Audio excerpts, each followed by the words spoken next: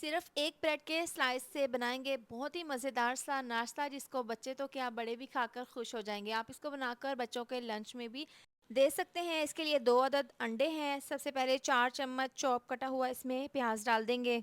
4 चम्मच डाल देंगे बारीक कटे हुए टमाटर, हरी मिर्चें, और 4 चम्मच इसमें डाल देंगे बारीक कटा हुआ धनिया। नमक डाल देंगे, पिसी हुई काली मिर्च और धनिया पाउडर। इतने ही मसाले जाएंगे, जिसको अच्छे से मिक्स कर लेंगे। अब यहाँ पर एक ब्रेड का स्लाइस है, छुरी की मदद से छोटे छोटे स्लाइस में इसको इस तरीके से काट लेंगे। अब तवे के ऊपर डाल देंगे तकरीबन 2 चम्मच ऑयल, इसको हल्का सा गर्म कर लेंगे और इस तरीके से अंडे वाला मिक्सचर डाल देंगे। हल्का सा इसको पकने के लिए रखेंगे, नीचे से आंच बिल्कुल स्लो रखनी है, और ब्रेड के स्लाइस को इस तरीके से इस अंडे के ऊपर रख देंगे। अब जो बाकी बचा हुआ मिक्सचर है अंडे का, वो इसके ऊपर इस तरीके से डाल देंगे। तकरीबन 2 से 3 मिनट के बाद जब नीचे से अंडा पक जाएगा तो बड़ी एहतियात के साथ इसके हमने साइड को चेंज कर देना है। एक साइड से देखें अंडा पक चुका है, दूसरी साइड से भी इसी तरह से पका लेंगे। थोड़ा सा ऑयल डाल देंगे। अब यहाँ पर जो हमने ब्रेड के स्लाइस काटे थे ना, उसको इस तरीके से फोल्ड कर देना है।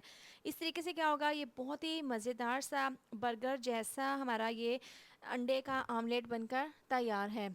ये एक न्यू रेसिपी है, बच्चों के लिए नाश्ते में बनाएं या फिर लंच के लिए। सिर्फ 1 मिनट में बनकर तैयार हो जाती है। मज़ेदार सा अंडा सैंडविच बनकर तैयार है।